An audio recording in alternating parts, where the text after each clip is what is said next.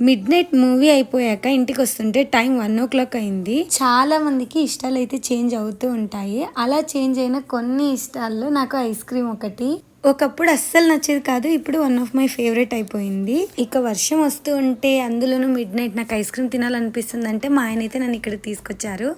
So alphabet dating ice cream date చూసేయండి.